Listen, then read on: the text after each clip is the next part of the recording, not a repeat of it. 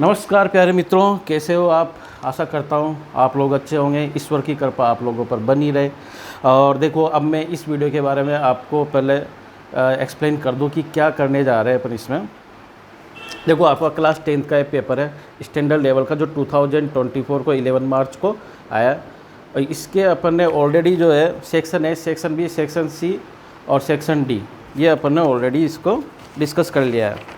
अब case section E में जो है केस बेस्ड स्टडी से रिलेटेड क्वेश्चन है, 3 क्वेश्चन और अपने पास रिमेनिंग डिस्कस करना बाकी है, तो उसको 1 बाय 1 हम अब सोल्व करेंगे। अब देखो, इस तरीके से इस पैटर्न में मैं आपको सोल्व करवाऊंगा कि आपको बोर्ड एग्जाम में सब्जेक्टिव पेपर है, किस तरीके से लिखना है, किस तरीके से रीड करना है, ये सब मैं आपको डिस्कस करूँगा। ठीक है, तो सबसे पहले तो ये आपके पास मैं आपको बता दूं कि इस वाले पेपर की जो PDF फाइल है डिस्क्रिप्शन बॉक्स के लिंक में आपको मिल जाएगी। वहाँ से आप डाउनलोड करके या तो प्रिंट आउट निकाल लेना। पर जब भी मैं आपको ये जो आप ये वीडियो देखें तो आपके पास कॉपी, पेन और ये आपके पास PDF फाइल होनी ज़रूरी है।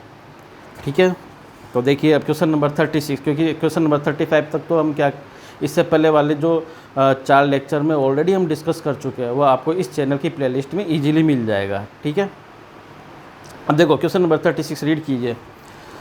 क्वेश्चन नंबर 36 में क्या है, आपको देखो एक पैराग्राफ दिया हुआ है, पैराग्राफ को आपको रीड करना है और इससे रिलेटेड आपको इसमें 3 क्वेश्चन दिए गए हैं। तीसरे क्वेश्चन में चॉइस है ए और बी पार्ट, उसमें से आपको एक क्वेश्चन चूज करके जो भी आपको ईजी लगे, जिसे आप यू कैन ईजीली सोल्व, आप उससे रिलेटेड क्वेश्चन सोल्व कर लो। और ये 2 मार्क्स का है। अब बाकी जो फर्स्ट और जो सेकंड क्वेश्चन है वो 1 मार्क्स का है। इस तरह से केस बेस्ड स्टडी वाले जो क्वेश्चन है 4 मार्क्स के आते हैं। ठीक है, तो पहला वाला क्वेश्चन आप रीड कीजिए। इसमें जो मतलब इसका सेक्शन ई का पहला क्वेश्चन 36, क्वेश्चन नंबर 36 रीड कीजिए। क्वेश्चन नंबर 36 क्या बोल रहा है, the word circus has the same root has circle in a closed circular area, various entertainment acts including human skills and animals training are presented before the crowd. तो ये तो इस तरीके से आपको केवल एक सर्कस की इन्फॉर्मेशन दी हुई है। यहाँ से कोई हम क्वेश्चन में जो वैल्यू यूज करना चाहते हैं वो कुछ मिल नहीं रहा। पर अब इससे आगे अब जो मेन जो क्वेश्चन है वो अब स्टार्ट हो रहा है। A circus tent is cylindrical up to a height of 8 metre and conical above it. ठीक है, एक सर्कस टेंट है, उसके ऊपर वाला पार्ट है वो कौन की शेप का है। The diameter of the base is 28 metre and total height of the tent is 18.5 metre. तो इस सरफेस एरिया एंड वॉल्यूम वाले चैप्टर से रिलेटेड ये केस बेस्ड स्टडी है। तो देखिए अब इस क्वेश्चन में क्या, अब आगे क्या दिया हुआ है कि based on the above answer the following questions. Answer देना है आपको। 3 आपको क्वेश्चन दिए गए। पहला क्वेश्चन क्या है, find the slant height of the conical part, determine the floor area of the tent. और थर्ड क्वेश्चन क्या है, find area of the cloth use for the making tent. और इसका और वाला जो पार्ट है चॉइस वाला, find total volume of air inside an empty tent. और आपको एक छोटा सा डायग्राम दिया हुआ है इस तरीके से। तो देखिए ये इसको सबसे पहले तो डायग्राम बनाओ आप। पहले तो इसको 2 बार तो आप पहले रीड कर लो, क्योंकि ऐसा केस बेस्ड स्टडी वाली जो क्वेश्चंस होते हैं इसमें घबराने की कोई ज़रूरत नहीं। इजी होते हैं ये वाले क्वेश्चंस, बट थोड़े लेंदी होते हैं और रीड करना है। और इनमें से जो इन्फॉर्मेटिव वाला जो पार्ट है, इन्फॉर्मेशन वाला जो पार्ट है, वो आपको पहले लिख लेना है कलेक्ट करके। और इस तरीके से आपको रफ स्पेस में आपको पहले लिख देना है क्या क्या दिया हुआ है, क्या क्या आपको फाइंड करना है, इस तरीके से। तो देखिए अपन 1 बाय 1 क्वेश्चन सोल्व करते हैं। क्वेश्चन नंबर 36 देखिए। अब इसका डायग्राम बनाइए। क्वेश्चन नंबर 36 का एक सर्कस टेंट है, इसका ऊपर वाला जो पार्ट है वो कौन की शेप का है। इसका ऊपर वाला जो पार्ट है कौन का शेप का, और जो नीचे वाला पार्ट है वो सिलेंड्रिकल पार्ट है। ठीक है, इस तरीके से सर्कस टेंट है। A circus tent is cylindrical up to a height of 8 metre. जो सिलेंड्रिकल वाला जो पार्ट है उसकी हाइट कितनी है, 8 मीटर। सिलेंड्रिकल वाला पार्ट है, ये उसकी हाइट है। इसकी हाइट को अपन ले लेते हैं यहाँ पे h। और ये वाला जो पार्ट होगा वो क्या होगा, ये कोनिकल वाला जो पार्ट है उसकी हाइट। तो टोटल हाइट आपको टेंट की कितनी दी हुई है, 18.5 मीटर। ये वाला जो ये टोटल हाइट है ये 18.5 मीटर है। इस कोनिकल टेंट की जो टोटल हाइट है वो क्या है, 18.5 मीटर। कोनिकल टेंट जिसमें सिलेंड्रिकल वाला पार्ट है ये सिलेंड्रिकल वाला पार्ट है और ये ऊपर वाला जो पार्ट है वह कोनिकल पार्ट है। अब देखिए इसमें जो सिलेंड्रिकल वाला पार्ट है उसकी हाइट कितनी है 8 मीटर, यानी ये वाली पाइप। अब देखो यहाँ पे हाइट गया है, अपन इसको अलग अलग एज्यूम कर लेते हैं। इसको स्मॉल एच ले लेते हैं, इस वाले पार्ट को ले लेते हैं कैपिटल एच, इस वाले पार्ट को ले लेते हैं यहाँ पे अपन कैपिटल एच, ये वाला पार्ट, ताकि आप जब कैलकुलेशन करो ना तो कंफ्यूज ना हो आप इस, ठीक है। हाइट ठीक इसको, अब देखो क्वेश्चन में, अब देखो अपन पहले तो क्या करें, डायमेंशंस को लिख लो आप। स्मॉल एच की वैल्यू कितनी है यहाँ पे 8 metre.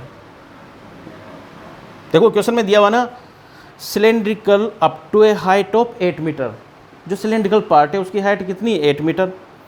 And conical above it, इसके ऊपर वाला जो पार्ट है वो कौन की शेप का है। टोटल हाइट कितनी है 18.5 मीटर।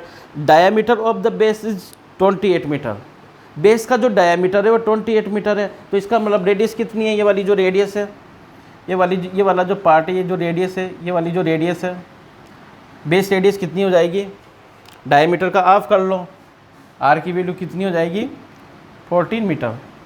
ठीक है, इनको बड़े ध्यान से लिख लेना है, क्योंकि फिर आप जब क्वेश्चन सोल्व करोगे फॉर्मूला लगाओगे, अगर ये गलत लिख दिया तो फिर क्या होगा, एग्जामिनर मार्क्स कहाँ से देगा। क्योंकि देखो क्या होता है, बोर्ड एग्जाम में स्टेप्स के मार्क्स होते हैं, 1 आधा इस तरह से मार्क्स होते हैं, ये आप जानते हो। फॉर्मूला लिखने के आधा मार्क्स हो जाते हैं, बोर्ड कॉपी जो वगैरह चेक करते हैं वो आपको सब पता है। तो देखो सबसे पहले तो अपन ये वाली हाइट फाइंड कर लेते हैं, जो कोनिकल वाले पार्ट की हाइट कितनी हो जाएगी, एच की वैल्यू कितनी हो जाएगी 18.5 में से आप 8 को माइनस कर दो तो कितना हो जाएगा 10.5। ये वाला पार्ट जो है 10.5 मीटर।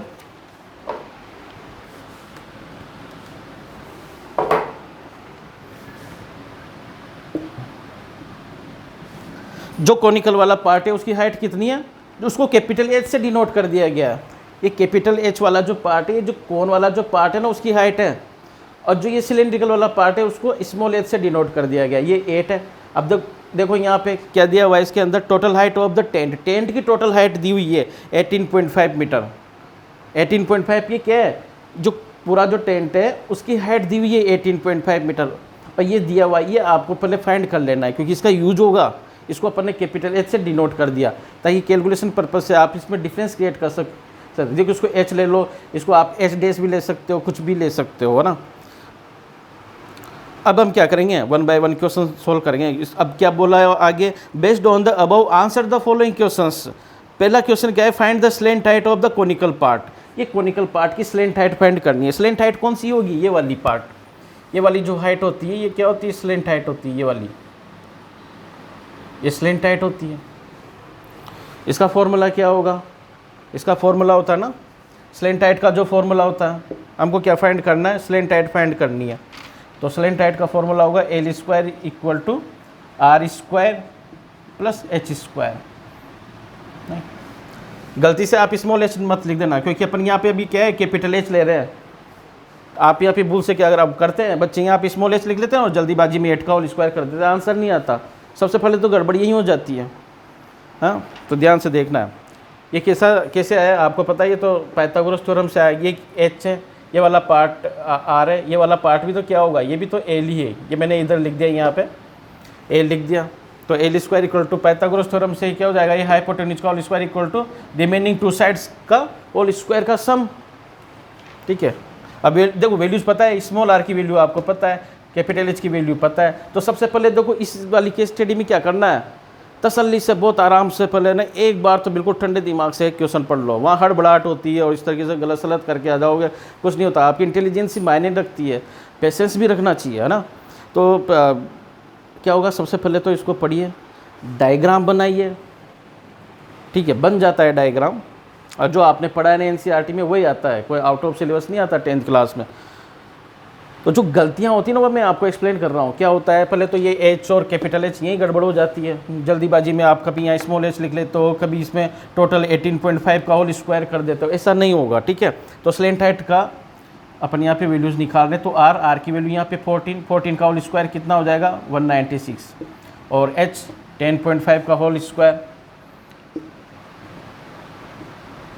जो एच ये आर स्क्वायर कितना हो जाएगा 14 का होल स्क्वायर 196, 10.5 का होल स्क्वायर। तो 196, 10.5 को 10.5 से मल्टीप्लाई करोगे तो आपको मिलेगा 132.25।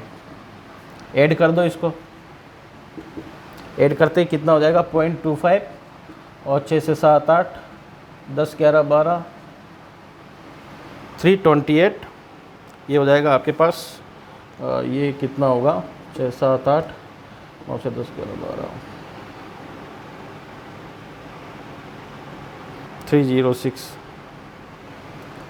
इसको ऐड कर लो, 10.5 को 10.5 से मल्टीप्लाई कर दो तो 5 5 दा 25, 5 1 जा 5 और ये हो जाएगा 50125 1 और इसको ऐड कर लो 196 तो 25 306.25। देखो ये कैलकुलेशन वाला पार्ट है, तो इसको बड़े ध्यान से करना है आपको। 10.5 को 10.5 से मल्टीप्लाई करोगे तो कितना हो जाएगा यहाँ पे 306.25। तो कितना हो गया यहाँ पे 306.25। इसको 196 में ऐड करोगे तो आपको मिलेगा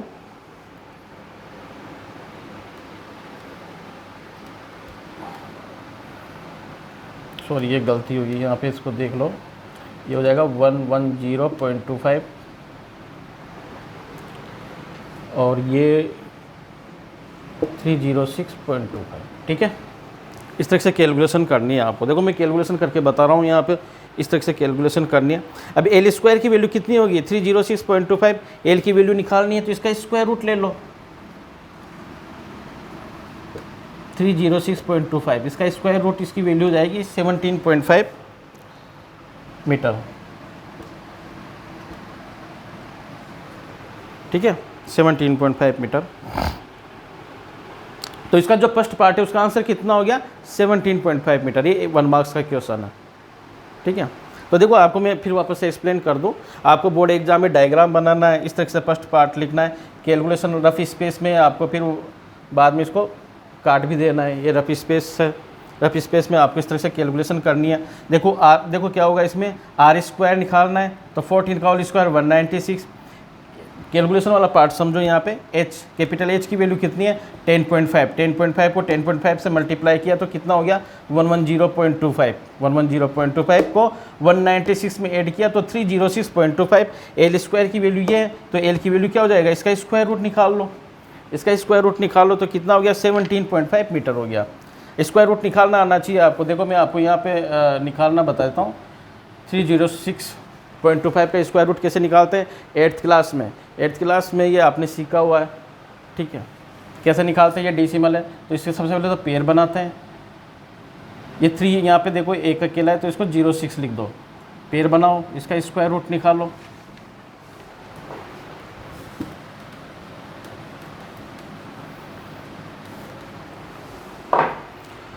अब 03 है, 03 को देखो यहाँ पे जब स्क्वायर रूट निकालते तो डिवाइड कैसे करते हैं, 1 का स्क्वायर, 2 का स्क्वायर, 3 का स्क्वायर, 4 का स्क्वायर, इस तरह से डिवाइड करता है ना। तो 03 है तो क्या हो जाएगा 1 का स्क्वायर 1, 2 का स्क्वायर 4, ज़्यादा हो जाएगा तो 1 टाइम्स जाएगा, 1 1 जा 1, 3 में से 1 गए तो 2। यहाँ पे क्या होता है, पेयर को तो उतारते हैं, यहाँ पे पेयर को तो लिखते हैं यहाँ पे 06 और यहाँ पे क्या करेंगे 1 को ऐड करेंगे तो 2। अब कितना हो जाएगा इसको 7 टाइम्स दे दो, 7 7 जा 49, 49 का 9 फिर 4 189।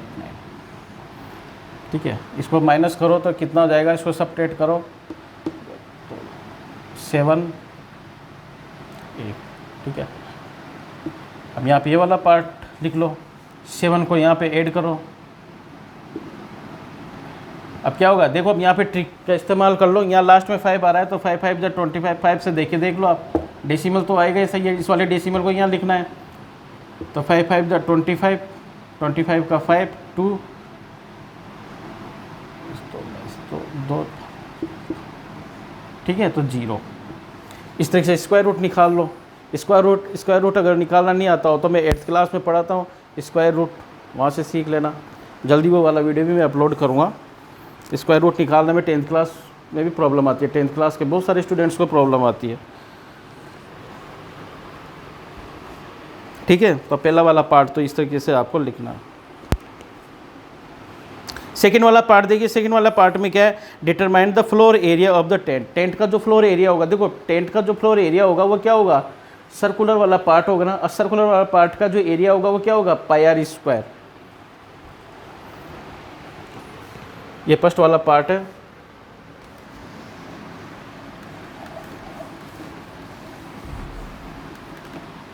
देखो जब भी आप इस वीडियो को देखो ना तो आपके पास कॉपी पेन होना चाहिए, वरना तो फिर क्या होगा, ये तो कैलकुलेशन है, साथ के साथ में पढ़ाओ ना तो आपके पेन कॉपी साथ में होगी तो आपको कैलकुलेशन करने में इजी रहेगा। और ऐसे देखोगे तो फिर क्या होगा, नींद आने लग जाएगी कि कुछ वीडियो चल रहा है, ये क्या हो रहा है कि ऐसे कोई मूवी तो चल नहीं रही है, पूरा दिमाग का यूज करना पड़ेगा। सेकेंड वाला पार्ट देखिए, determine the floor area of the tent. तो फ्लोर एरिया सेकेंड वाला पार्ट,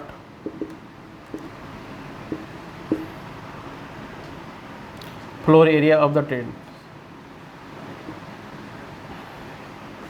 तो एरिया ऑफ फ्लोर, सर्कुलर वाला पार्ट, सर्कुलर पार्ट का जो एरिया होगा वो क्या होगा, पाई आर स्क्वायर होगा। आर की वैल्यू पता है आपको, पाई की वैल्यू गिवन नहीं है तो 22/7 पुट कर दो। आर स्क्वायर 14 × 14, 7 से कैंसिल हो गया, 2 टाइम्स 22 × 14 2 = 28, 28 को 22 से मल्टीप्लाई करोगे तो कितना हो जाएगा, 616 मीटर स्क्वायर। ये भी 1 मार्क्स का है, तो बहुत ईजी कैलकुलेशन भी है, 616 मीटर स्क्वायर। थर्ड वाला पार्ट देखिए, थर्ड वाले पार्ट में देखो क्या है, यहाँ पे चॉइस दी हुई है, या ए पार्ट बी पार्ट, आपको जो ईजी लगे, जिसको आपको लगे कि यहाँ पे तो दोनों ही ईजी दिखाई दे रहे हैं। देखो ए पार्ट क्या बोल रहा है, find area of the cloth used for making the tent. इस टेंट को बनाने के लिए जिस कपड़े का यूज किया गया उसका एरिया फाइंड करना है। तो कपड़ा कहाँ लगेगा, जो क्लॉथ कहाँ लगेगा, एक तो सिलेंड्रिकल वाले पार्ट में लगेगा, उसका एरिया क्या होगा, 2πRh। और एक कोनिकल वाला पार्ट होगा, कोन का जो एरिया होता है, जो सरफेस एरिया होता है आपके पास, कोन का जो कर्व सरफेस एरिया होगा, कपड़ा वहीं लगना है, फ्लोर में तो लग ही नहीं सकता। तो वहाँ पे जो कोनिकल वाला पार्ट का जो एरिया होगा वो कितना होगा, πRl होगा। ठीक है, थर्ड वाला पार्ट देखिए, थर्ड का भी a part,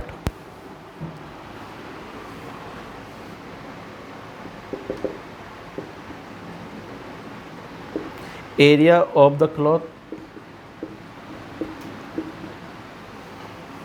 used for making the tent।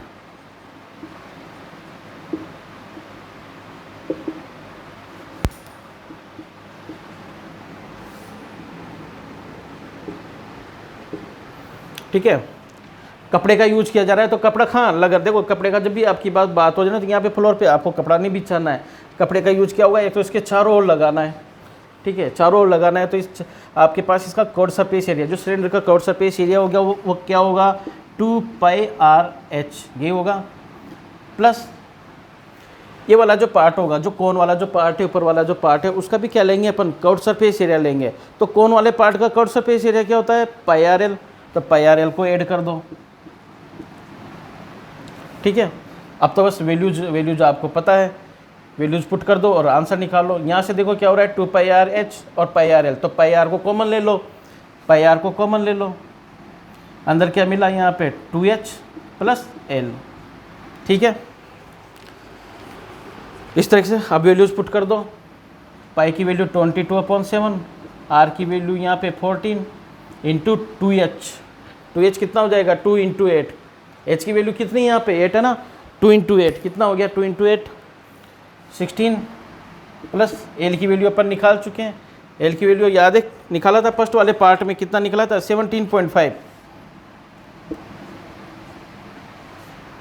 7 से ये कैंसिल हो गया, 2 टाइम्स, तो कितना हो जाएगा 22 × 2, ये 44 इंटू, और ये कितना हो गया 33.5।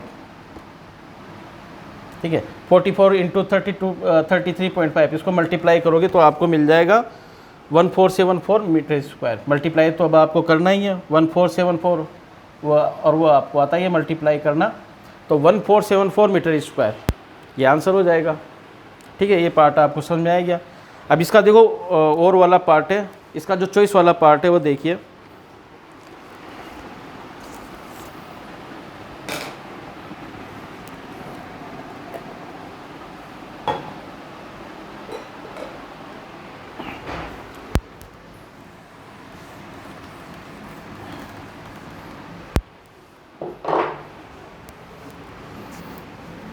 थर्ड का बी पार्ट देखिए, थर्ड का बी पार्ट में अब क्या दिया हुआ है, find total volume of air inside an empty tent.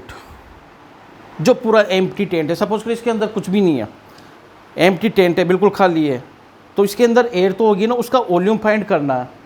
तो अब देखो वॉल्यूम क्या होगा, इस सिलेंड्रिकल पार्ट है उसका वॉल्यूम क्या होता है पाई आर स्क्वायर एच, और जो ये ऊपर वाला जो पार्ट है कौन, उस वाले पार्ट का जो वॉल्यूम होगा वो क्या होगा 1/3 pi R square capital H. ये ध्यान रखना है आपको, कैपिटल एच और स्मॉल एच, इस तरीके से जब तो लिखा है एच और एच में दो हाइट है ना, डिफरेंस क्रिएट किया है। निकालते हैं, देखो वॉल्यूम का फॉर्मूला, तो required volume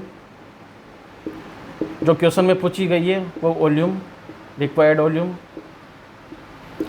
pi R square H, pi R square H plus 1/3 pi R square capital H. ये ध्यान रखना है आपको, कैपिटल एच लिखना है कैलकुलेशन में। अब यहाँ पे क्या हुआ, देखो बच्चे क्या करते हैं, पहले इसको पाई आर स्क्वायर एच इसको पहले सेपरेट सोल्व कर लेता है, अभी इसको सोल्व कर लेता है। ध्यान रखो ये ट्रिक इसका इस्तेमाल करना है आपको। पाई आर स्क्वायर को पहले कॉमन ले लो तो कैलकुलेशन क्या हो जाएगी यहाँ पे इजी हो जाएगी। अगर इसको सेपरेट सोल्व करोगे बहुत सी गलती होने के चांसेस ज़्यादा है, आ भी जाता है पर बहुत मेहनत के बाद आता है, टाइम का भी ध्यान रखना है ना आप। तो यहाँ पे देखो क्या होगा, पाई आर स्क्वायर को कॉमन ले लो तो यहाँ पे क्या होगा H plus pi R square को कॉमन ले लिया तो यहाँ पे क्या हो गया कैपिटल एच अपॉन 3, पाई की वैल्यू पुट कर दो 22/7, आर स्क्वायर कितना हो गया 14 इंटू 14 इंटू एच की वैल्यू यहाँ पे 8 और ये कैपिटल एच की वैल्यू क्या है 10.5, तो 10.5 डिवाइड बाई 3 कितना हो गया 3 3 जा 9 बचा 1, 3 5 जा 15, ठीक है। तो 3.5 7 से कैंसिल हो गया 2 टाइम्स, 7 से कैंसिल हो गया 2 टाइम्स, 14 इंटू 2 28 और 28 को 22 से मल्टीप्लाई करोगे तो कितना हो जाएगा 616। अभी पहले वाले क्वेश्चन में किया था अपन, इंटू 8 प्लस 3 11.5। जब इसको आप मल्टीप्लाई करोगे तो कितना हो जाएगा,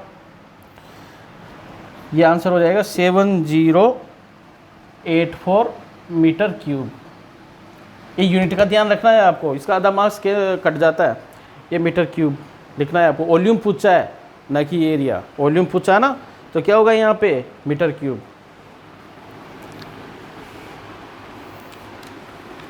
इस तरह से क्वेश्चन नंबर 36 कंप्लीट हो गया। और नेक्स्ट देखिए क्वेश्चन नंबर 37। क्वेश्चन नंबर 37 ये 2 मार्क्स का था, ये 2 मार्क्स का, मैंने इसके दोनों पार्ट करवा दिए।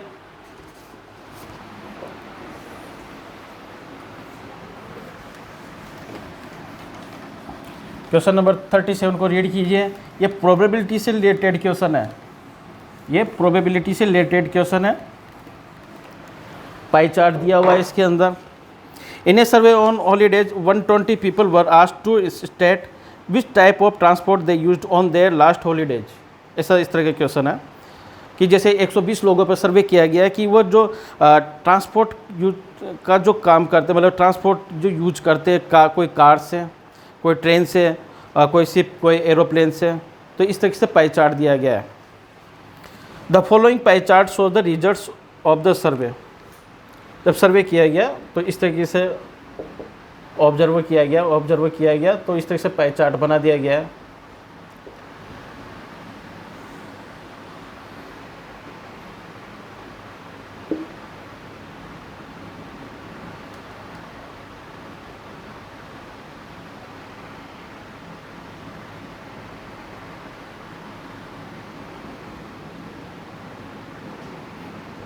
ये पाई चार्ट है इस तरीके से। जो ट्रांसपोर्ट के लिए कार का यूज करते हैं, ये वाला जो पार्ट है, ये वाला जो सेक्टर एंगल है, ये 177 डिग्री। देखो आपको पता है कि सारे एंगल्स का सम कितना होगा 360 डिग्री। 36 डिग्री के करेस्पॉन्डिंग जितने भी आपके पास जितने भी लोग होंगे वो बस का यूज करते हैं, ट्रांसपोर्ट के लिए बस का यूज करते हैं। ये वाला पार्ट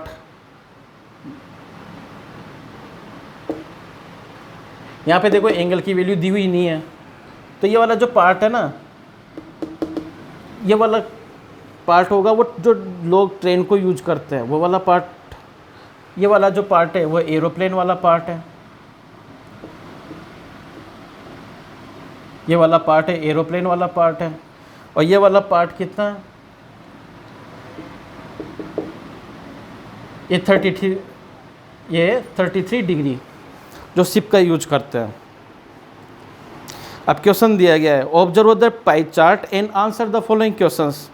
अब देखो फर्स्ट क्वेश्चन रीड कीजिए।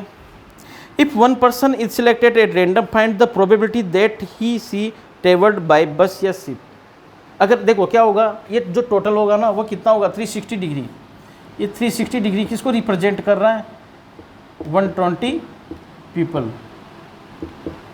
पीपल को यूज कर रहा है, ठीक है। 120 लोग वो किसके करेस्पॉन्डिंग होंगे, 360 डिग्री के करेस्पॉन्डिंग होंगे।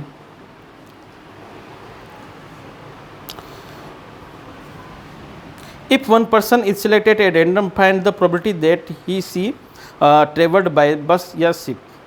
देखो जब बस द्वारा जो ट्रेवल करते हैं, कोई किसी पर्सन को सिलेक्टेड किया गया है रैंडमली। अब देखो आपके पास प्रोबेबिलिटी क्या होती है, favourable outcome upon total outcome.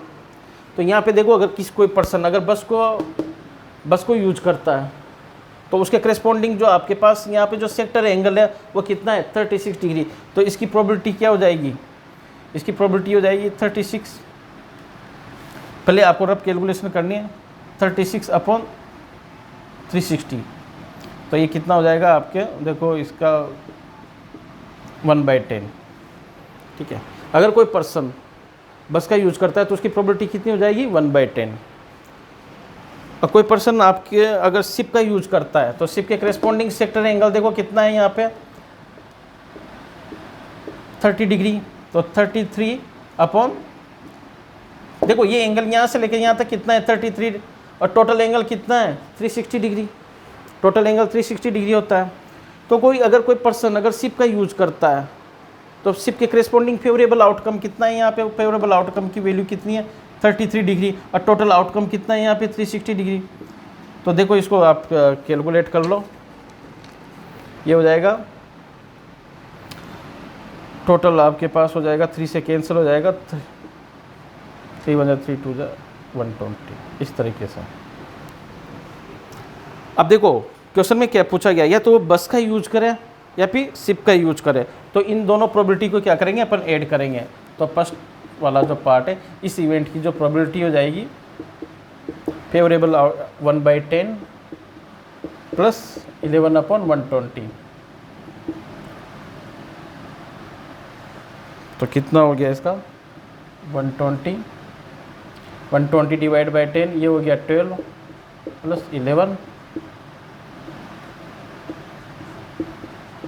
ये आंसर हो गया, ठीक है 23 अपॉन 120, ये आंसर आ रहा।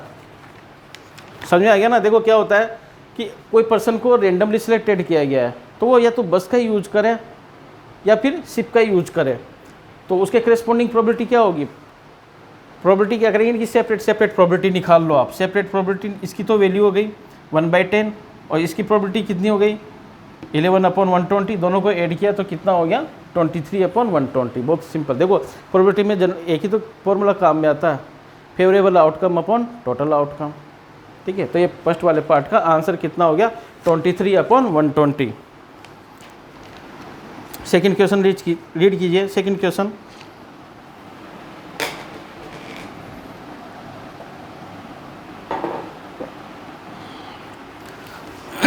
सेकंड क्वेश्चन क्या है, which is most favourable mode of transport and how many people used it. देखो डायग्राम से देखने पर क्या कर रहा है, डायग्राम देखने से क्या लग रहा है आपको कि ज़्यादातर जो व्यक्ति जो पसंद करते हैं वो किसको करते हैं, कार को, क्योंकि कार के करेस्पॉन्डिंग सेक्टर एंगल कितना है 177 डिग्री इस तरीके से। तो इसका जो सेकंड वाले पार्ट का जो आंसर आ जाएगा वो कितना हो जाएगा, इसमें देखो दो पार्ट है, हाफ मार्क्स में डिवाइड हो जाएगा equation. Which is most favourable mode of transport, अगर कार लिख के आ गए तो आपको आप मार्क्स में लिख दो। क्या होता है बोर्ड एग्जाम में स्टेप्स के मार्क्स होते हैं। उसके बाद सेकंड पूछा गया है how many people use it, कितने लोग इसको पसंद करते हैं। तो देखो क्या करेंगे अपन यहाँ पे 360 डिग्री के करेस्पॉन्डिंग, तो जो आपके पास ये किसको 360 डिग्री किसको रिप्रेजेंट कर रहा है, 120 पीपल्स को, तो इसको यूनिटरी मेथड से निकाल लो। 1 डिग्री के करेस्पॉन्डिंग कितना हो जाएगा, 120/360। तो इसके 177 डिग्री के करेस्पॉन्डिंग देखो वैल्यू निकाल लो, तो इसके अंदर हो जाएंगे। देखो इसका आंसर निकालोगे, number of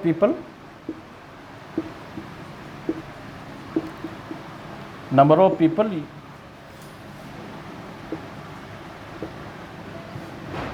used by train कितना हो जाएगा, 177/360 एंड टोटल व्यक्ति कितने हैं, 120। तो ये इससे 120 से 360 डिवाइड हो गया 3 टाइम्स, और 3 से 177 कैंसिल हो जाएगा, 3 5 × 15, 2 ये 59 आ जाएगा। तो आंसर कितने हो जाएगा, आंसर हो जाएगा 59। तो 50 देखो 120 में से 59 जो लोग हैं वो किसको पसंद करते हैं, कार को। अब इसका थर्ड वाला पार्ट देखिए,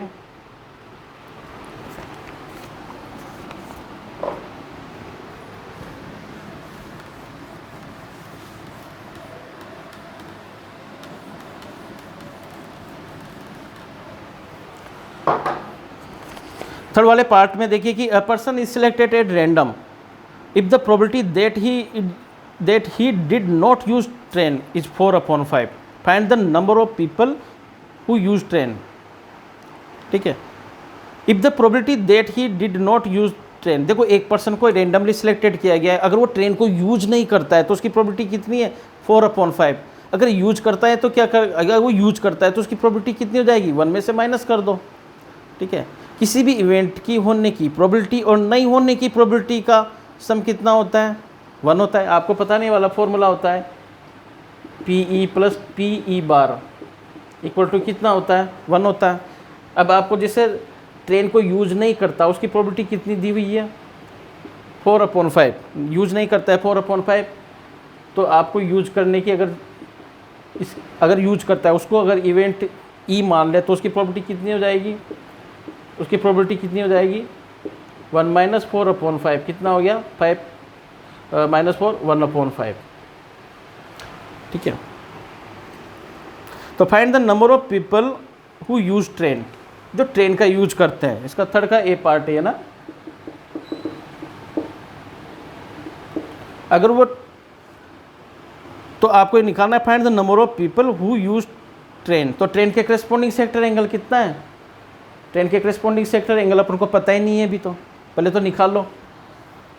सपोज करो ये वाला जो एंगल इसको ले लो आप x डिग्री, x की वैल्यू निकाल लो सबसे पहले। तब x की वैल्यू कैसे निकालोगे आप, देखो प्रोबेबिलिटी पता है अपन को, प्रोबेबिलिटी की वैल्यू कितनी है, अगर ट्रेन का यूज करता है तो उसकी प्रोबेबिलिटी कितनी है, 1/5। ये तो रफ फर्क हो गया आपका, ट्रेन का यूज करता है तो इसकी प्रोबेबिलिटी कितनी है, ट्रेन का यूज करता है तो उसकी प्रोबेबिलिटी कितनी है, 1/5। तो ट्रेन का यूज करता है तो उसकी प्रोबेबिलिटी कितनी हो जाएगी,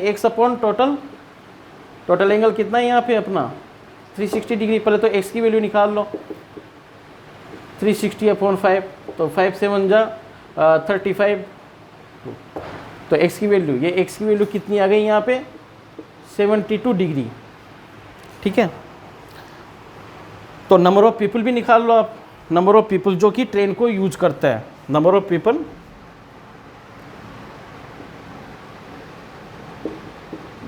पीपल हु यूज्ड ट्रेन।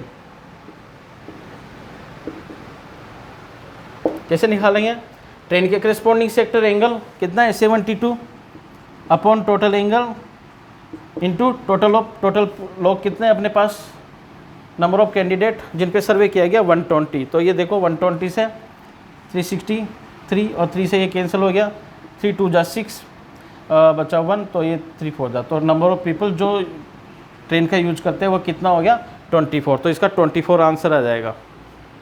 ये 2 मार्क्स का क्वेश्चन है, तो 2 मार्क्स के क्वेश्चन में ये तो लिखना, ये तो रफ फर्क हो गया।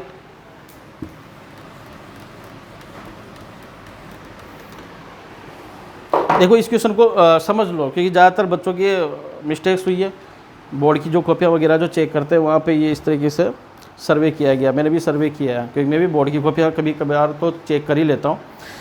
A person is selected at random if the probability that he did not use train. अगर एक व्यक्ति को सिलेक्टेड किया गया और वो ट्रेन का यूज नहीं करता है, उसकी प्रोबेबिलिटी कितनी है? 4/5। अगर वो यूज करता है तो उसकी प्रोबेबिलिटी कितनी हो जाएगी?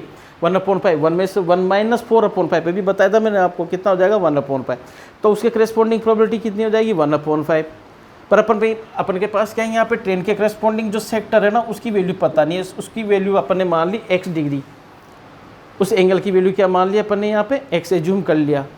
तो हमारे पास अगर वो कोई पर्सन सिलेक्टेड किया गया, कोई पर्सन, ध्यान से समझो, कोई पर्सन सिलेक्टेड किया गया तो उसके करेस्पॉन्डिंग प्रोबेबिलिटी कैसे निकालते हैं? इस sector angle upon total angle. ये वैल्यू अपन को क्वेश्चन में दी हुई है 1/5। तो इनको इक्वेट करके अपन ने x की वैल्यू निकाली। तो सबसे पहले तो ट्रेन के करेस्पॉन्डिंग सेक्टर एंगल निकाल लिया। ठीक है, बड़े ध्यान से समझो, ये प्रोबेबिलिटी का थोड़ा अलग ही टाइप का क्वेश्चन घुमा के दिया, पर एक बार अगर दिमाग में फिट बैठ गया ना, तो बहुत से बच्चों ने क्वेश्चन है ना बिल्कुल सही भी किया है। तो यहाँ पे जो है x की वैल्यू कितना हो गया? 72 डिग्री। अब 72 डिग्री आ गया तो आपको क्या है? नंबर ऑफ पीपल निकालना है जो कि ट्रेन का यूज करते हैं। तो क्या होगा? This upon total into total people कितने हैं अपने पास यहाँ पे? 120। और ये कैलकुलेशन करके 24 आंसर आ गया। अब इसका सेकंड वाला पार्ट भी बिल्कुल सेम टू सेम ऐसा ही है। देखिए, इसको रीड कीजिए, थर्ड का बी वाला पार्ट।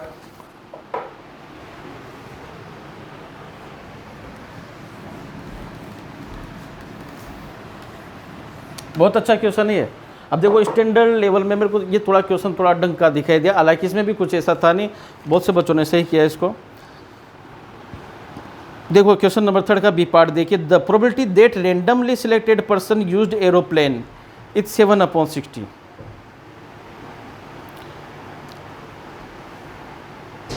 देखो, किसी पर्सन को अगर सिलेक्ट किया गया तो उसके एरोप्लेन के यूज करने की जो प्रोबेबिलिटी है वो कितनी है? 7/60। तो एरोप्लेन के करेस्पॉन्डिंग तो एंगल दिया हुआ ही नहीं है, y मान लो आप इसको। ठीक है, इस एंगल को y मान लो तो क्या होगा? y अपॉन थर्ड का बी पार्ट है, ये थर्ड का बी पार्ट। तो प्रोबेबिलिटी क्या हो जाएगी? अगर कोई व्यक्ति को सिलेक्ट किया गया और वो एरोप्लेन का यूज करता है तो उसके करेस्पॉन्डिंग प्रोबेबिलिटी क्या हो जाएगा? This angle divide by total angle, यही प्रोबेबिलिटी होगी। y degree upon 360 degree. ये किसके बराबर दिया हुआ है? ये दिया हुआ है 7/60। 7/60। तो यहाँ पे क्या करो, आप पहले तो y की वैल्यू निकाल लो। y की वैल्यू निकाल लो तो ये कितना हो जाएगा आपका? हो जाएगा आपके पास, देखो ये 60 से ये तो कैंसिल हो जाना है 6 टाइम्स, और 6 7 जा कितना हो गया? 42। तो 42 डिग्री। तो y की वैल्यू कितनी हो गई यहाँ पे? 42 डिग्री। y की वैल्यू कितनी हो गई यहाँ पे? 42 डिग्री।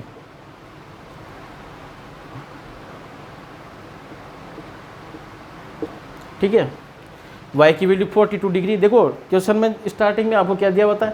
ये वाला पार्ट ब्लैंक था, ये वाला पार्ट ब्लैंक था, तो ये वैल्यू निकाली। पर इसके करेस्पॉन्डिंग क्वेश्चन में ना आपको ना प्रोबेबिलिटी दी हुई थी, वहाँ से अपन ने क्या किया? इसके करेस्पॉन्डिंग सेक्टर एंगल निकाल लिए। ठीक है, समझ में आ रहा है? अब क्या निकालना है आपको? Find the revenue collected by air company at the rate of ₹5,000 पर पर्सन। एक व्यक्ति से कितने पैसे लिए जा रहे हैं? 5,000। तो कितना रेवेन्यू कलेक्टेड किया गया एयर कंपनी के द्वारा? तो सबसे पहले तो अपने तो निकाल लें कि एरोप्लेन को पसंद करने वाले या जो एरोप्लेन का यूज करते हैं ट्रांसपोर्ट के रूप में, वो कितने नंबर ऑफ पीपल है। नंबर ऑफ पीपल तो निकाल लें जो कि एरोप्लेन का यूज करते हैं। तो number of people used by aeroplane, number of people used by aeroplane कितना हो जाएगा? 42 डिग्री। एरोप्लेन के करेस्पॉन्डिंग कितना सेक्टर एंगल है? 42। तो 42 degree upon 360 into number of people. 120 से कट गया 3 टाइम्स, और 3 से ये 14 टाइम्स। तो 14 पीपल जो है, 14 लोग ऐसे हैं जो कि क्या करते हैं? एरोप्लेन का यूज करते हैं। अब एक व्यक्ति से कितना रुपया लिया जा रहा है? 5,000। तो टोटल रेवेन्यू, ठीक है,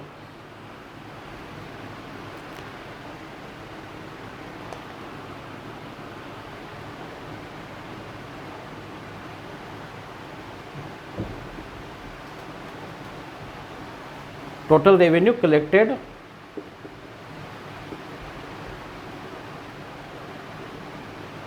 POWCT।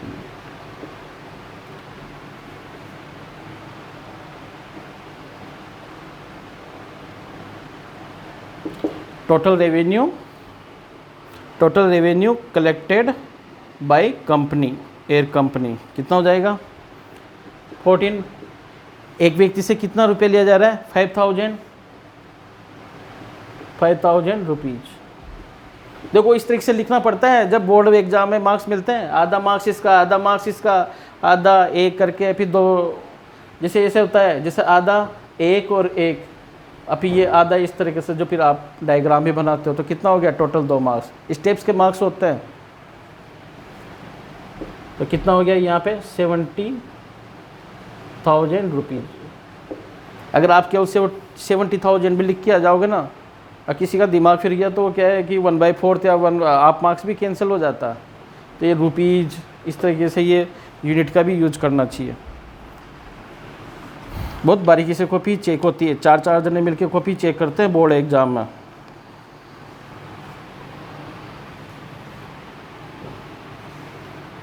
तो देखो मैंने आपको अभी तक जितने भी क्वेश्चंस कराए ना बोर्ड एग्जाम में, आपको किस पैटर्न से लिखना है, इसी तरीके से लिखना है, इसी पैटर्न से लिखना है आपको टोटल इस तरीके से। जैसे नहीं कि रफली सोल्व कर लिया तो फिर मार्क्स भी रफली आ जाते हैं।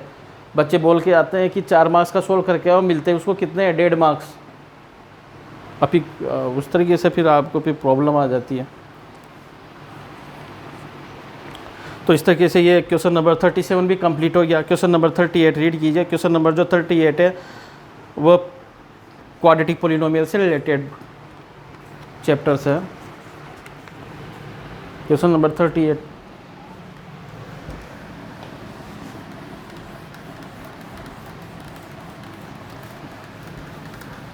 क्वेश्चन नंबर 38 में क्या है, एक डायग्राम, एक ग्राफ दिया हुआ है आपको इस तरीके से।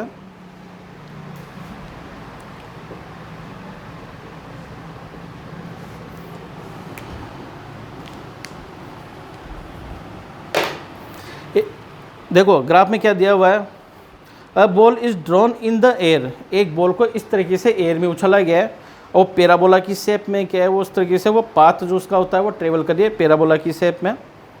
A ball is drawn in the air so that t seconds after it is thrown, its height h meter above its starting point is given by the polynomial। एक रिलेशन दिया हुआ है हाइट और टाइम में, है ना। तो देखो डायग्राम से, देखो डायग्राम से आपको और क्लियर हो जाएगा। डायग्राम तो बनाना ही है आपको, बिना डायग्राम के तो कैसे होगा।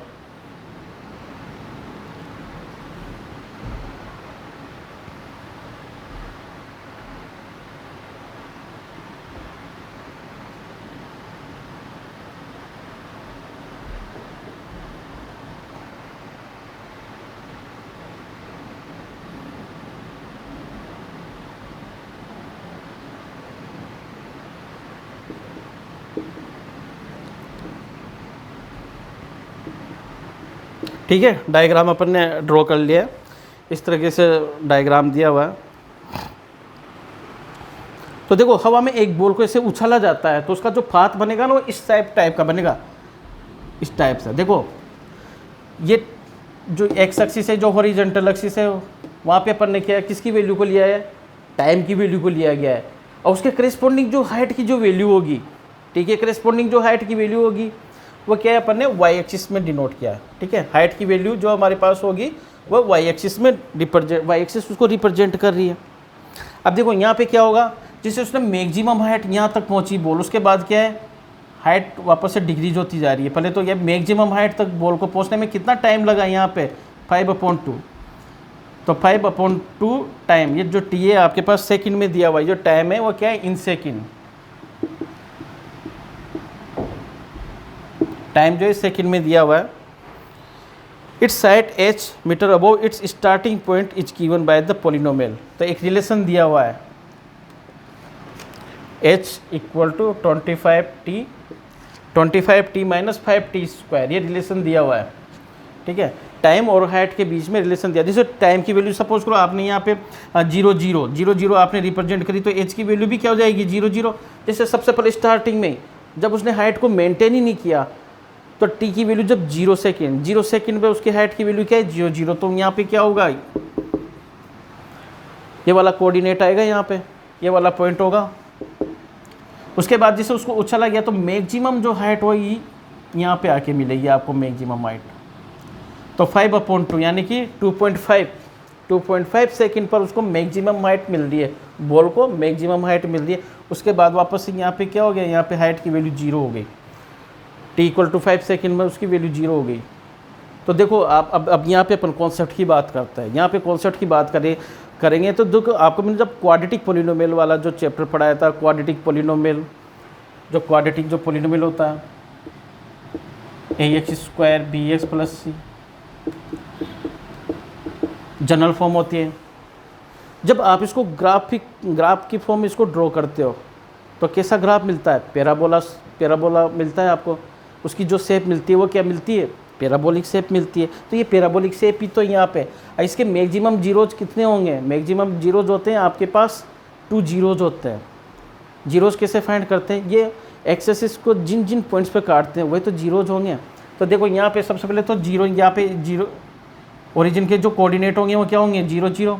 और एक यहाँ पे आपके पास, यहाँ पे देखो ये एक्सिस को कहाँ पे काट रही है, यहाँ पे 5 पर काट रही है ना। 5 के करस्पॉन्डिंग वैल्यू कितनी हो रही है, यहाँ पे एक्सेस पर y की वैल्यू 0 हो रही है, ठीक है। एक्सेस पर देखो जहाँ जहाँ काटेगी वहीं पर तो उसकी वैल्यू 0 मिलेगी।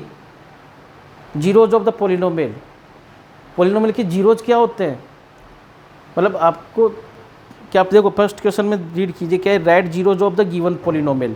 पोलिनोमियल की जीरोज क्या होता है, बहुत सिंपल है, जीरोज बहुत सिंपल। उसकी डेफिनेशन पूछ रहा हूँ तो डेफिनेशन क्या होती है, पोलिनोमियल के जीरोज क्या होते हैं, मतलब वेरिएबल की वे वैल्यू जहाँ पर पोलिनोमियल की वैल्यू क्या बन जाती है, 0 बन जाती है। तो एक तो 0 पर वैल्यू, जैसे मैं यहाँ पे t की वैल्यू अगर 0 रख दूँ, t की वैल्यू 0 रखूँगा तो ये क्या होगा 0 - 0 0, तो h की वैल्यू 0 मिल रही है, ठीक है।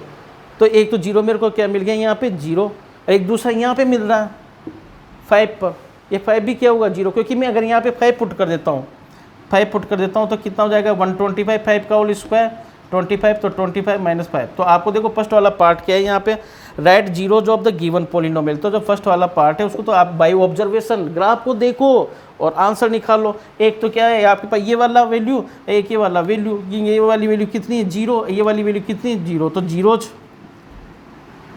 Zeros of the given polynomial, zeros of the given polynomial. भाई 1 मार्क्स का है तो भाई थोड़ा सा क्या है, थोड़ा लिख भी दे इस तरीके से, मार्क्स कट नहीं होंगे। वैसे 0 और 5 भी लिख के आ जाओगे, पर लिखना है थोड़ा आपको इस तरीके से रिप्रेजेंट करना जरूरी है कि zeros of the given polynomial क्या हो जाएंगे 0 और 5। ये आंसर होगा 0 और 5, ठीक है। सेकेंड पार्ट क्या है, find the maximum height achieved by the ball. Height की वैल्यू निकालनी है, हाइट की वैल्यू। तो देखो t = 5/2 यानी कि 2.5 सेकंड पर वो जो बॉल अचीव कर रही है मैक्सिमम हाइट। कहाँ मैक्सिमम हाइट, ये वाली है, ये वाली हाइट, ये वाली हाइट क्या है मैक्सिमम हाइट है। अब कब कर रही है वह, जब t की वैल्यू कितनी है 5/2, वैल्यू निकालनी है आपको, h की वैल्यू निकालनी है। तो मैक्सिमम हाइट कितनी मिली, maximum height achieved by ball,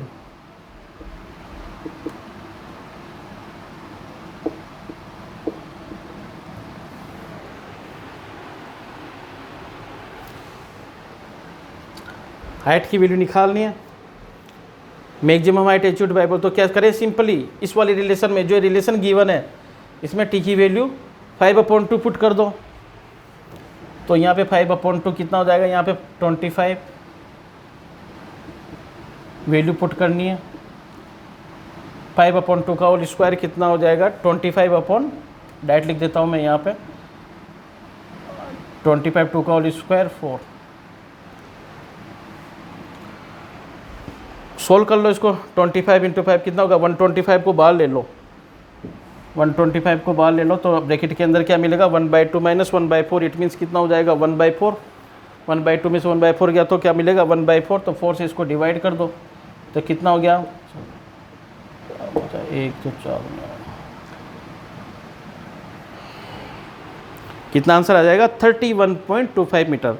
तो सेकंड वाले पार्ट का आंसर 31.25 मीटर है।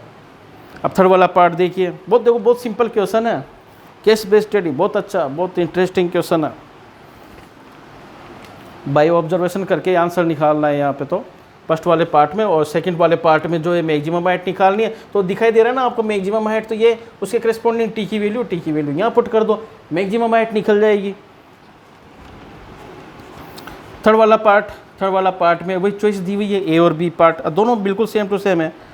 देखो थर्ड वाले पार्ट में थर्ड का ए पार्ट देखिए, इसका थर्ड का ए पार्ट देखिए,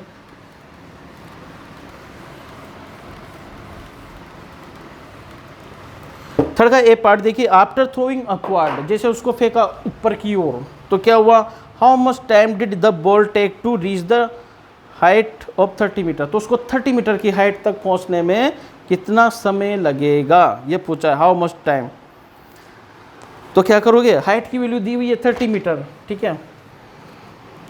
अभी देखना वो जो मैक्सिमम हाइट है ना वो कितनी अचीव की गई थी, 31.25, तो उससे जो कम वैल्यू होगी 30, वो कितने टाइम पर मिलेगी आपको हाइट। तो 31 जैसे यहाँ है तो 30 कोई यहीं कोई कहीं ना कहीं आएगा आसपास, तो टी की वैल्यू निकालनी है अपन को। तो अब टी की वैल्यू कैसे निकालेंगे, रिलेशन दिया हुआ है आपको, relation h equal to 25t minus 5t², ये रिलेशन दिया हुआ है। तो h की वैल्यू क्या है, h की वैल्यू 30 मीटर पुट कर दो, h की वैल्यू 30 मीटर पुट कर दो। तो थर्ड का ए पार्ट देखिए, h की वैल्यू 30 मीटर पुट कर दो, h की वैल्यू यहाँ पे 30 मीटर पुट कर दिया, इक्वल टू 25t और 5t²। तो ये क्या बन गया, एक तरह से क्वाड्रेटिक इक्वेशन बनेगी यहाँ पे। इसको सोल्व करके टी की वैल्यूज़ निकालो, टी की 2 वैल्यूज आएगी, इसको सोल्व कर लो। तो ये माइनस 5t² इधर आते हैं 5t², और ये हो जाएगा आपके माइनस 25t और प्लस 30 इक्वल टू 0। ये सभी 5 से डिवाइड, तो पूरी इक्वेशन को 5 से डिवाइड कर दो, t² minus 5t plus 6 equal to 0। इसको मिडिल टर्म में स्प्लिट कर दो तो 2 और 3 होगा। बच्चों ने यहाँ पे माइनस 6 प्लस 1 कुछ भी करके आ जाते हैं, गड़बड़ हो जाती है, बड़े ध्यान देखो आपको आता है मिडिल टर्म स्प्लिट करना।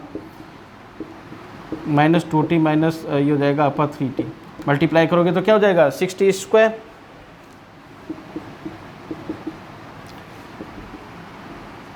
इस वाले पार्ट में से स्टार्टिंग के तो पार्ट में से t को कॉमन ले लो तो कितना हो गया यहाँ पे ब्रैकेट के अंदर t माइनस 2, यहाँ से माइनस 3 को कॉमन ले लो तो t माइनस 2 इक्वल टू 0, यहाँ से t माइनस 2 और t माइनस 3। स्टेप्स पूरी लिखनी पड़ेगी क्योंकि स्टेप्स के मार्क्स होते हैं। अगर ये आपके पास 2 मार्क्स का है ना तो आधा मार्क्स इसका, आधा मार्क्स इसका, आधा आधा, ठीक है। इस तरीके से होता है, स्टेप्स के मार्क्स होते हैं बोर्ड में, बस ये इस तरह से ध्यान रखना पड़ता है। मैं आपको एक्सप्लेन कर दूं, ये जो है ना ये वाला पार्ट ये आधा मार्क्स का है, फिर ये आधा मार्क्स का है, ये आधा मार्क्स का है, और फिर जो आंसर आएगा तो कितना हो गया 1 और 1 2। ये बोर्ड एग्जाम में स्टेप्स मार्किंग इस तरीके से की जाती है, साथ के साथ देख लो इस तरीके से लिखा जाता है। देखो मैं आपको ये बता रहा हूँ, जब मैंने अभी तो पूरे 5 जो वीडियो बनाए इसमें मेरा जो आपको सोल्व कराने का पर्पज़ यही है कि आपकी इस तरीके से लिखा जाता है, इस तरीके से नहीं जो बड़े बड़े यूट्यूब प्लेटफॉर्म में कुछ भी लिख दिया कुछ नहीं होगा साहब, ऐसे नहीं होता। बोर्ड एग्जाम की जो कॉपी चेक की जाती है ना उससे पूछो कैसे कॉपी चेक की जाती है। अगर आपने डायरेक्ट ऐसे लिख दिया कि t equal to 2 second 3 second कुछ भी लिख दिया, आधा मार्क्स मिलेगा इस तरीके से, खाम मार्क्स देगा एग्जामिनर। ये सब्जेक्टिव है, या कोई OMR सीट या कुछ इससे बड़े बड़े प्लेटफॉर्म जैसे कुछ भी लिख के आ जाओगे, वो नहीं सिखाते हैं। मेरा सिखाने का पर्पज़ ये कि भैया इस तरह से लिखना पड़ेगा, जब जाके 80 आउट ऑफ 80 आएगा। बोर्ड एग्जाम की कॉपियाँ मैं भी चेक करता हूँ, बहुत सारे कॉपी चेक करता है, तो इस तरीके से आपको लिखना पड़ेगा। टी की वैल्यू यहाँ पे कितना हो जाएगा, t माइनस 2 इक्वल टू 0, तो टी की वैल्यू यहाँ पे 2 और 3। अब यहाँ पे आंसर क्या होगा, देखो after throwing upward how much time, तो यहाँ पे टी की 2 वैल्यूज आ रही है, एक तो 2 सेकेंड और 3 सेकेंड। तो जो आंसर होगा ना वो t इक्वल टू 3 सेकेंड नहीं होगा, आंसर क्या होगा यहाँ पे t equal to 2 second answer होगा, ठीक है। तो आंसर क्या हो जाएगा यहाँ पे 2 सेकेंड। देखो पूछा क्या है उसने, after throwing upward how much time, फेंकने के बाद कितना टाइम लगेगा उसको 30 मीटर की हाइट तक। तो 30 मीटर की हाइट तो यहाँ पे लगभग प्राप्त होगी और एक यहाँ पर भी प्राप्त होगी। तो फेंकने के बाद कितना टाइम लगेगा, 2 सेकेंड। 30 सेकेंड में तो वापस यहाँ पे आ जाएगी। सपोज करो यहाँ पर है ये तो 31 है, ये वाली हाइट की वैल्यू कितनी है 31.25, ये वाली हाइट की वैल्यू कितनी है 30 मीटर, तो हाइट तो यहाँ पर भी 30 होगी। तो फेंकने के बाद कितना 2 सेकंड, तो इसका आंसर कितना हो जाएगा 2 सेकंड, 3 सेकंड नहीं होगा।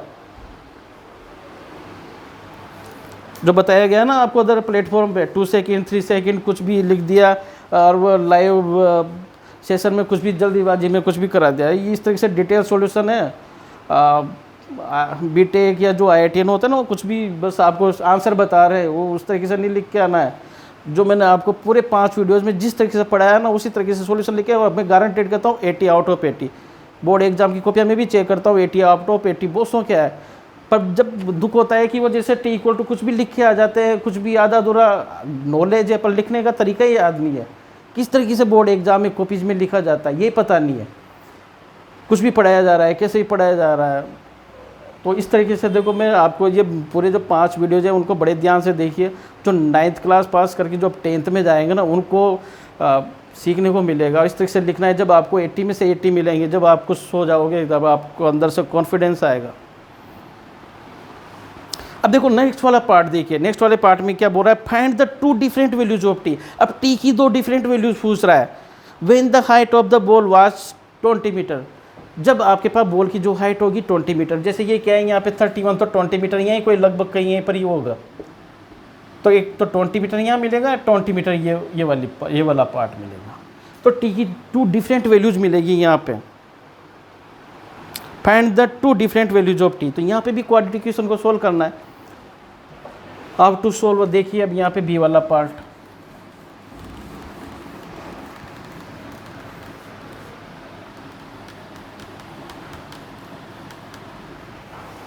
ए वाले पार्ट जैसा ही है, बस अब आपको यहाँ पे क्या करना है, यहाँ पे एच की वैल्यू 20 मीटर पुट करनी है। एच की वैल्यू यहाँ पे 20 पुट कर दो,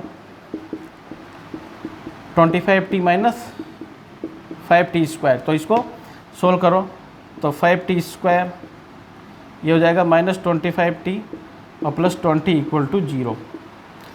5 से डिवाइड कर दो इसको इक्वेशन को, तो कितना हो गया t² - 5t,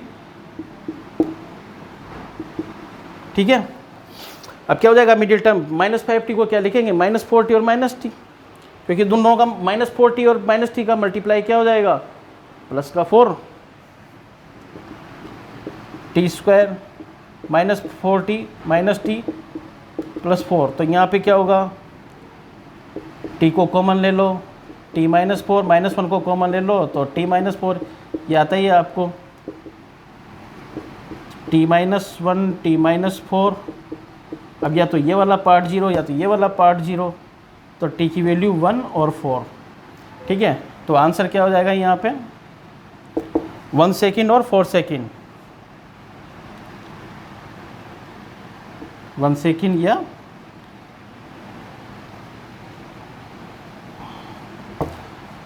ठीक है। जो टॉपर की जो कॉपी जो होती है ना, जिसके 80 आउट ऑफ 80 आते हैं, तो जिस तरीके से मैं शुरू के लेक्चर 1 से मैं जिस तरीके से सॉल्यूशन करवाता आ रहा हूँ ना, उस तरीके से लिखना है। तो देखो ये जो मैंने जितने भी वीडियोस बनाए ना, इनको क्या करना है आपको, इसको आपको लिखना है, साथ के साथ आपको पढ़ते भी रहना है, तो साथ के साथ आप लिखते हुए भी चलो, जब जाके मज़ा आएगा आपको पढ़ने में, ठीक है। तो इसको लिख लो, तो t = 1 सेकेंड और 4 सेकेंड ये आंसर है। इस तरीके से मैंने सोल्व करा दिया है आपको पेपर, और इस तरीके से लिखना पड़ता है, इस तरीके से समझना। साथ के साथ मैंने कॉन्सेप्ट भी बताया। जल्दी 9th क्लास के और 10th क्लास के वीडियोस भी मेरे इस चैनल पे अपलोड कर दिए जाएंगे, तो टाइम टू टाइम आप इसको विजिट करते रहिए और समझिए। देखो मेरा जो पर्पज़ है ना, आपको समझाने का पर्पज़ है, और समझ जाना है। तो देखो क्या होगा, टीचर तो बहुत है, पर टीचर कौन होता है जो समझा सके, है ना, कॉन्सेप्ट को समझा सके, मतलब उससे पढ़ने के बाद फिर किसी की ज़रूरत ही ना पड़े, वही तो टीचर होता है। समझ में आता है ना, और आपको सेटिस्फेक्शन मिल जाए। वरना फिर क्या होता है, आज उस कोचिंग में, आज इस कोचिंग में, आज वो बड़ा प्लेटफॉर्म पकड़ लिया, लाखों की ट्यूशन लगा ली, फिर भी आ रहे किसी न किसी होम ट्यूशन के पास, फिर भी कहीं ना कहीं पढ़ रहे हैं, कुछ ना होता है, सेटिस्फेक्शन नहीं मिलता, बहुत दर्द होता है। पेरेंट्स को भी बड़ा दर्द होता है कि पैसे खर्च हो रहे हैं, बच्चा कुछ अचीव नहीं कर पा रहा है, कुछ नहीं कर पा रहा है। टीचर बहुत मिल जाएंगे, पर समझना सबसे ज़्यादा इम्पोर्टेंट होता है। इस चमक दमक वाली दुनिया में इस तरीके से आपको मेन फोकस अपने जो रखना है वो अपने गोल पे रखना है, क्या बनना है क्या नहीं बनना। सभी जो व्यक्ति होता है ना, सभी जो व्यक्ति होता है एक जैसा काम तो नहीं करते, पर एक अच्छे इंसान तो बन सकता है ना। ठीक है, मैं तो इतना ही कह सकता हूँ, जो भी काम करो, जो अपना मन जो आपका बोले, जहाँ आपको इंटरेस्ट लगे उसमें आप आगे बढ़ते जाओ, और एक न एक दिन आपको सक्सेस मिल ही जाती है। ठीक है, तो इस तरीके से प्यारे बच्चों, ये आपको ये मैंने पूरा पेपर सोल्व करवा दिया गया है। इस पेपर की जो PDF फाइल की जो आपके पास जो लिंक है वो डिस्क्रिप्शन बॉक्स में मिल ही जाएगी। वो मैंने आपको स्टार्टिंग से बोलता हुआ जा रहा हूँ, और आगे मैं जल्दी 9th क्लास और 10th क्लास के वीडियोज़ भी अपलोड करूँगा। ठीक है, थैंक यू। समय समय पर आप विजिट करते रहिए इस चैनल को। धन्यवाद।